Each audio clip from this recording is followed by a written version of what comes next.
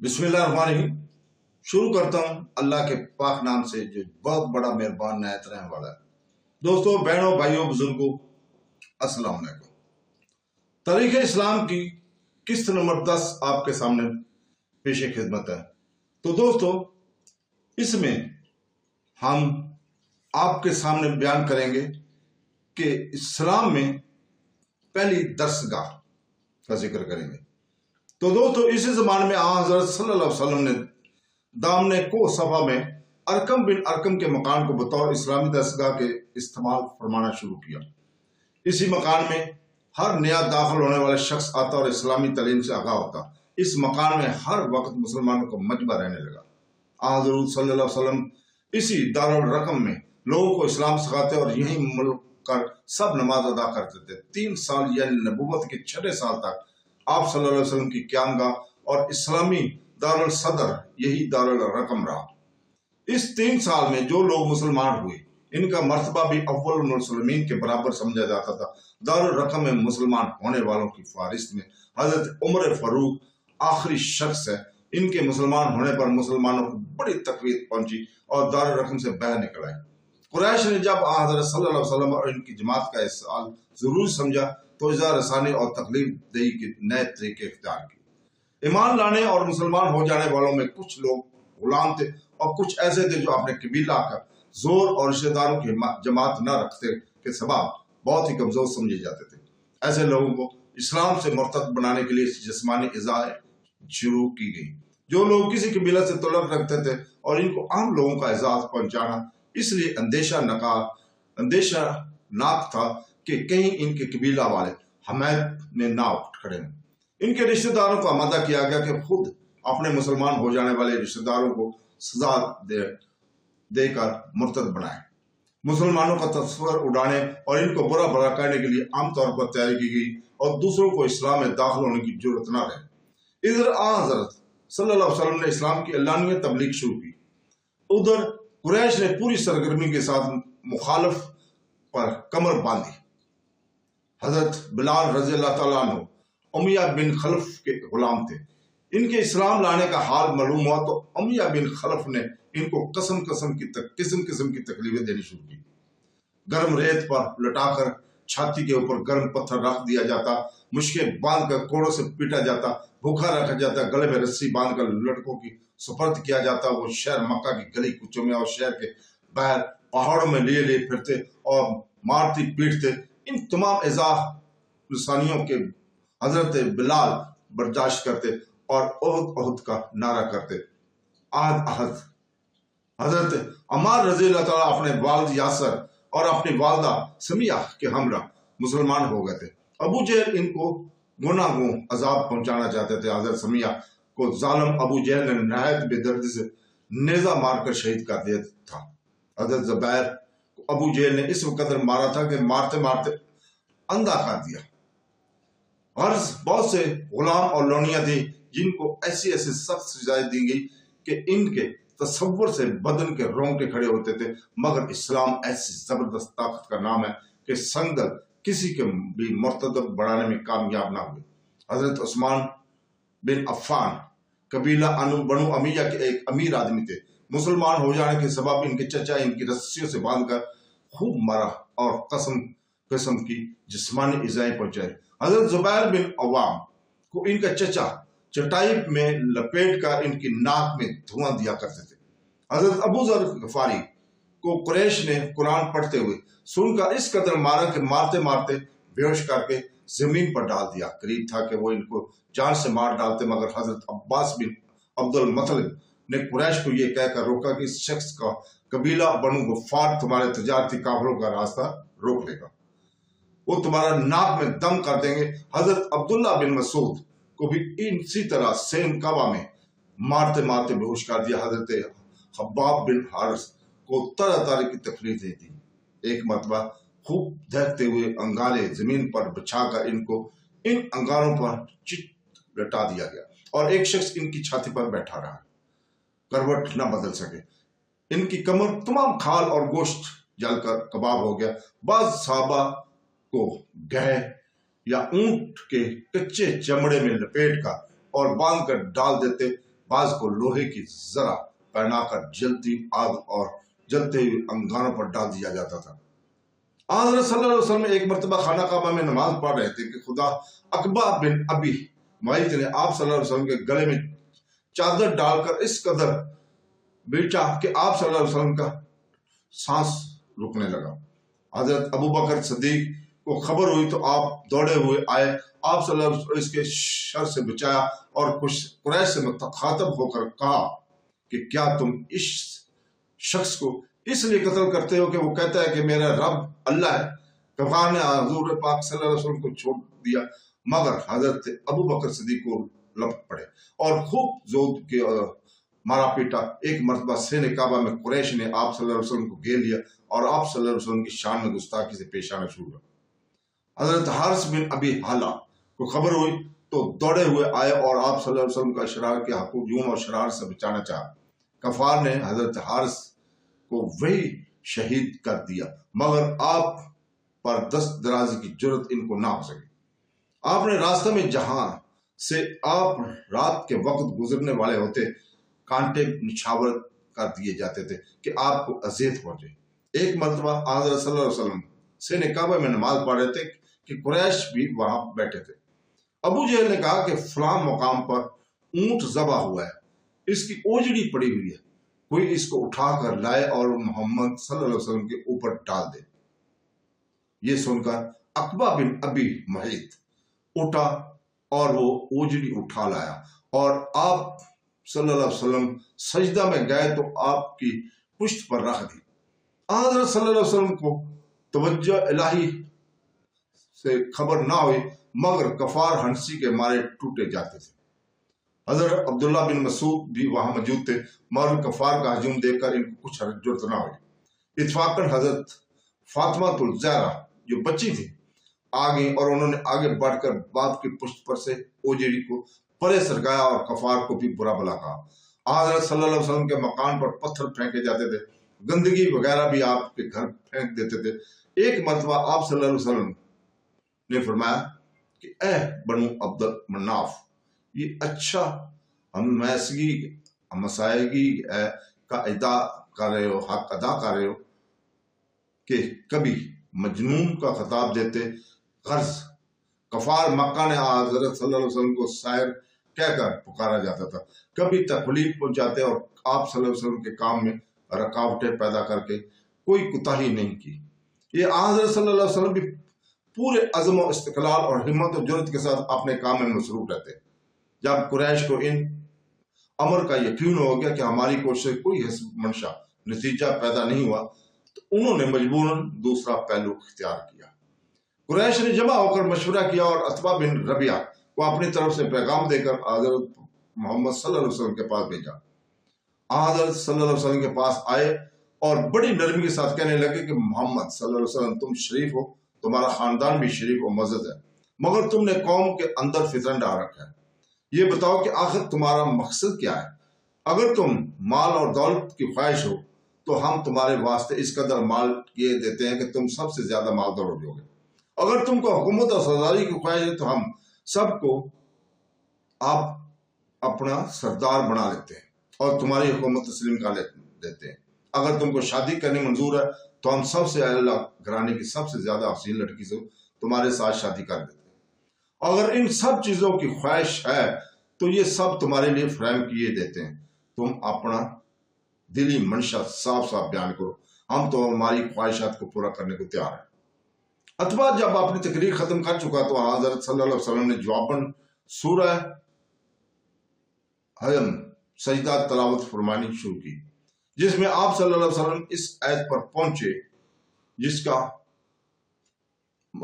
ترجمہ ہے تو عتبہ کا رنگ فاق ہو گیا اور اس نے حضرت صلی اللہ علیہ وسلم کے منہ پر ہاتھ رکھ دیا اور کہا کہ ایسا نہ ہو کہ پھر آپ صلی اللہ علیہ وسلم نے سجدہ کیا اور سجدہ سے فارغ ہو کر کہا کہ تم نے میرا جواب سن لیا۔ عتبہ وہاں سے اٹھا اور قریش کے پاس آ کر کہا کہ یہ میری رائے ہے کہ اس شخص کو اس کے حال پر چھوڑ دو اور تم بالکل غیر جانبدار ہو جاؤ۔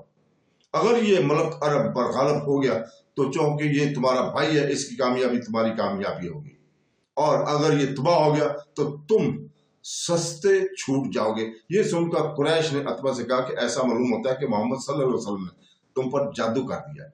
अतबा ने ये कहा, जो तुम्हारी जी चाहे करो और कहो, मैंने अपनी राय का इजहार कर दिया है। जब अतबा को कोशिश नाकाम साबित हुई तो अतबा, शबियाल के और अबू जहल वगैरह इश्कास एक दफा अबू तालब की खिदमत में पहुंचे और शिकायत की कि तुम्हारा भतीजा हमारे बुतों को बुरा कहने से बाज नहीं आना चाहता, तुम इसको समझाओ और इस हरकत से बाज रखो। अबू तालब ने इस वबत को माकूल जवाब देते हुए इनकी तवज्जो दिलाई कि तुम लोग भी एजार रसानियों से हद से बढ़ जाते हो। इस रोज तो ये लोग अबू तालब के पास से उठकर चले गए, लेकिन दूसरे रोज मशवरा करके फिर पहुंचे। इनके आने पर अबू तालब ने हज़रत सल्लल्लाहु अलैहि वसल्लम का अपने मकान पर इनके सामने बुलवाया और आप सल्लल्लाहु अलैहि वसल्लम के मुआवजा में गुफ्तगू शुरू हो गई। कुरैश के सरदारों ने वही बातें इस मजलिस में आप सल्लल्लाहु अलैहि वसल्लम के सामने फिर पेश की जो इससे पहले अतबा तन्हा हाजिर होकर पेश कर चुका था। उन्होंने कहा कि ए मोहम्मद सल्लल्लाहु अलैहि वसल्लम, हमने आप सल्लल्लाहु अलैहि वसल्लम को इस वक्त बात जरूरी बातों के लिए बुलवाया है। वल्लाह कोई शख्स अपनी कौम पर इतनी मुश्किलात नहीं लाया होगा जिस कदर मुश्किलात तुमने कौम को मुब्तला कर दिया है। अगर तुम अपने इस नए दिन के जरिए हाल माल और दौलत जमा करना चाहते हो, हम इतना माल जमा किए देते हैं कि किसी दूसरे के पास न निकले। अगर शर्फ इज्जत की ख्वाहिश है तो हम अभी आपको अपना सरदार तस्लीम किए लेते हैं। अगर हुकूमत और सुल्तानत की ख्वाहिश है तो तुम मुल्क को अरब का बादशाह बनाने के लिए तैयार है। अगर तुमको कोई जिन या असेब दिखाई देता है और इसके असर से तुम ऐसी बातें करते हो तो हम अपने कानों और हकीमों के जरिए इलाज कराने को तैयार है। आप सल्लल्लाहु अलैहि वसल्लम ने ये बातें सुनकर जवाबन कुरान की करीम की चंद आयात तलवात फरमाई और कहा कि अल्लाह ताला ने मुझको तुम्हारी तरफ अपने रसूल बनाकर भेजा। मैंने अल्लाह ताला के अहकाम को तुमको पहुंचाए दिया है। अगर तुम मेरी तालीमात को कबूल करके लोगे, तुम्हारे लिए दीन और दुनिया की बेहतरी का मौजब होगा। अगर इनकार पर इसरार करोगे तो मैं अल्लाह ताला के हुक्म का इंतजार करूंगा कि तुम्हारे लिए क्या हुक्म सादर फरमाते हैं। ये सुनकर कफार ने कहा कि अगर तुम अल्लाह के रसूल हो तो इन पहाड़ों को मुल्क अरब से हटा दो और रेगिस्तानों को सरसब्ज बना दो और हमारे बाप दादा को जिंदा कर दो और इनमें कसा बिन कलाब को जरूर जिंदा करो। अगर कसा बिन कलाब लिए जिंदा होकर तुमको सच्चा मान लिया और तुम्हारी रिसालत को कबूल कर लिया तो हम भी तुमको रसूल तस्लीम कर लेंगे। आप सल्लल्लाहु अलैहि वसल्लम ने इरशाद फरमाया कि मैं इन कामों के लिए रसूल नहीं बनाया गया। मेरा काम यह है कि तुमको अल्लाह के अहकाम जो मुझ पर नाज़िल हुए हैं सुनाऊं। और कुरैश नाराज होकर और बरवख्ता होकर उठे और अबू तालिब को भी मुकाबला और मुखालफत के लिए चैलेंज देकर चल दिए।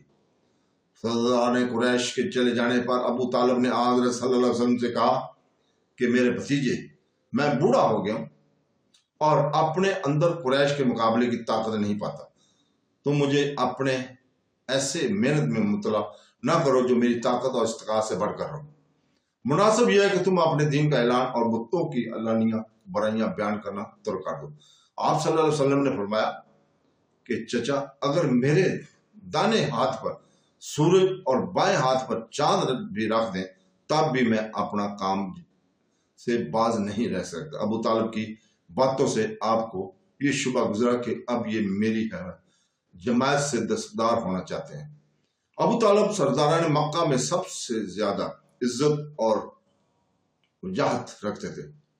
कबीला बनी हाशिम के मुसलमान सरदार समझे जाते थे। इनकी वजह से मुखालिफिन हमला करते हुए झिझकते थे और इनको खतरा था कि अगर बनु हाशिम सब के सब हज़रत सल्लल्लाहु अलैहि वसल्लम की इमदाद पर उठ खड़े हुए तो मामला बहुत ही नाजुक हो जाएगा। लिहाजा अबू तालिब की हिमायत से हज़रत सल्लल्लाहु अलैहि वसल्लम को बहुत कुछ तकवीत हासिल थी। अब ये मायूसना बातें सुनकर आप सल्लल्लाहु अलैहि वसल्लम का दिल भर आया। फिर आप सल्लल्लाहु अलैहि वसल्लम ये कहकर अबू तालिब के पास से चश्म बरा आप उठे और चल दिए कि चचा, मैं अपने काम को इस वक्त तक न छोड़ूंगा जब तक अल्लाह का काम पूरा नहीं हो जाता।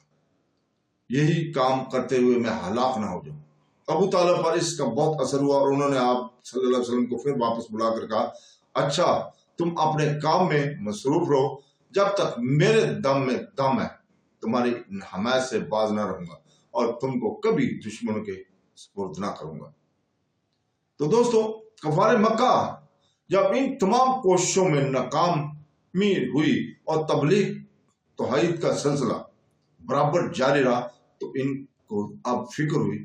انہوں نے دیکھا کہ جس تحریک کو ہم بچوں کا کھیل سمجھ رہے تھے، اب نشو و نما اس قدر طاقتور ہوئی جاتی ہے کہ اس کا انسداد آسان کام نہیں ہے۔ انہوں نے اب متفقہ طور پر کمر باندھی، حضرت صلی اللہ علیہ وسلم کو خانہ کعبہ کے اندر آنے سے روک دیا، شہر کے لڑکوں اور عباشوں کو متعین کیا کہ یہاں کہیں حضرت محمد صلی اللہ علیہ وسلم یا مسلمانوں میں سے کوئی دیکھیں تو تالیاں بجائیں، گالیاں دیں، راستوں پر گلی کوچوں میں چلنے پھرنے سے باز رکھیں، باہر سے آنے والے مسافروں کو حضرت صلی اللہ علیہ وسلم نہ ملنے دیں، اور اسی طرح قابو چلے اور موقع ملے ستائیں۔ ضعیف مسلمانوں کو اب پورے جوش و بڑے عزم اور ہمت کے ساتھ تنگ کرنا اور ستانا شروع کی دیا، اور یہاں تک کہ شہر مکہ کی سرزمین میں مسلمانوں کے بے تنگ ہو گئی اور مسلمانوں کی زندگی وبال جان بن گئی۔ یہ حالت دیکھ کر حضرت محمد صلی اللہ علیہ وسلم نے مسلمانوں کو اجازت دی کہ ملک حبش میں جہاں عیسائی حکومت تھی چلے جاؤ۔ چنانچہ نبوت کے 5ویں سال رجب کے مہینے میں 11 مرد اور 4 عورتوں نے حبش کے ارادہ سے مکہ چھوڑا۔ یہ 15 آدمیوں کا مختصر قافلہ رات کے وقت چھپ کر مکہ سے نکلا۔ جدہ کی بندرگاہ پر اتفاقاً جہاز تیار مل گیا اور یہ لوگ جہاز میں سوار ہو کر ملک حبش میں پہنچ گئے۔ اس قابل تذکرہ حضرات یہ تھے: حضرت عثمان بن عفان، ان کی بیوی رقیہ بنت رسول پاک صلی اللہ علیہ وسلم کے حذفہ بن عتبہ، حضرت عثمان بن مظعون، حضرت عبداللہ بن مسعود، حضرت عبد الرحمن بن عوف، حضرت زبیر بن علوم، حضرت مطرف بن عمیر، حضرت عامر بن ربیع، سہیل بن بیزار، رضوان اور علیہ۔ یہ لوگ عموماً قریش کے مشہور اور طاقتور قبائل سے تعلق رکھتے والے تھے، جو دلیل اس امر کی ہے کہ اب قریش کے مظالم صرف غلاموں اور ضعیفوں تک ہی محدود نہ تھے، بلکہ وہ ہر ایک مسلمان کو خوفزدہ کیے اور طاقتور قبیلہ کا آدمی کیوں نہ ہو نشانہ مظالم بنانے میں مقابل نہ تھے۔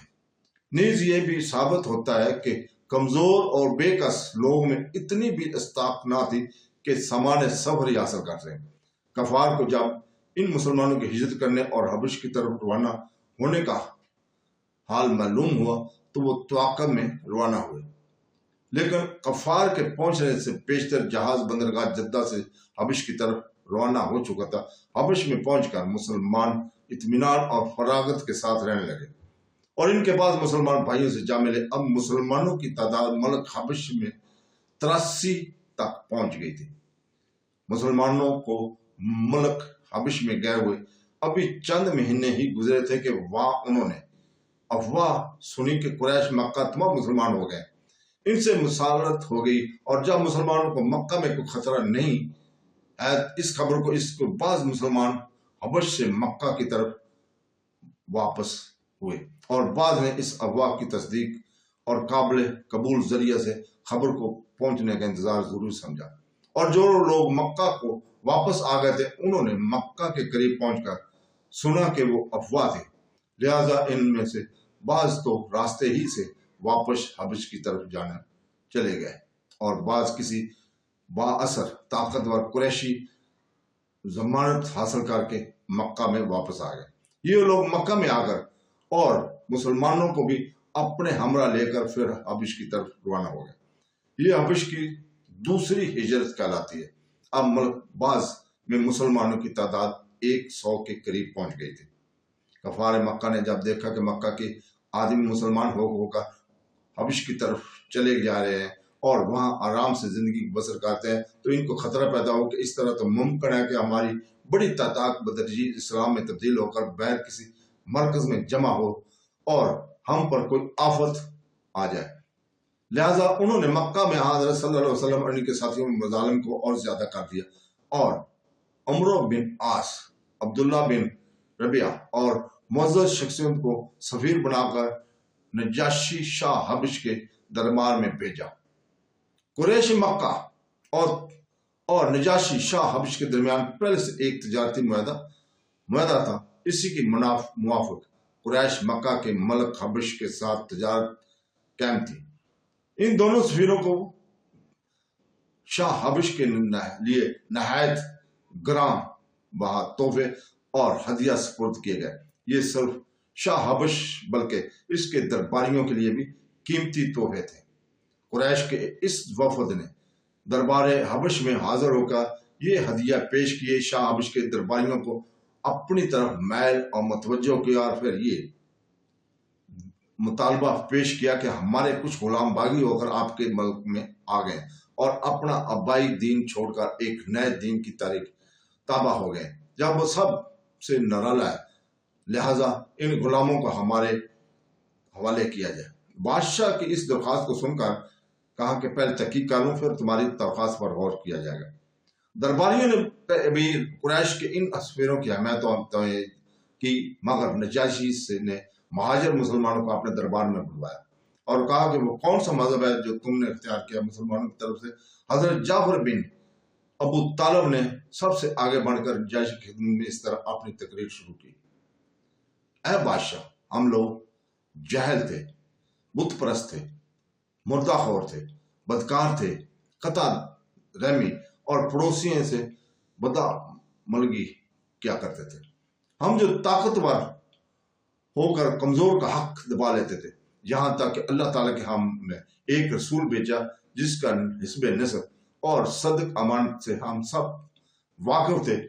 اس نے ہم کو مجد بنا کر بت پرست سے روکا، راست گفتاری، ذیانت اور صلہ رحمی کا حکم دیا، ہمسایوں کے ساتھ نیک برتاؤ کی تعلیم دی، بدکاری اور روگائی اور یتیموں کا مال کھانے سے منع کیا، قتل و غارت سے باز رکھا، عبادت الہی کا حکم دیا۔ ہم اسی رسول پر ایمان لائے اور اسی کی فرمانبرداری کی۔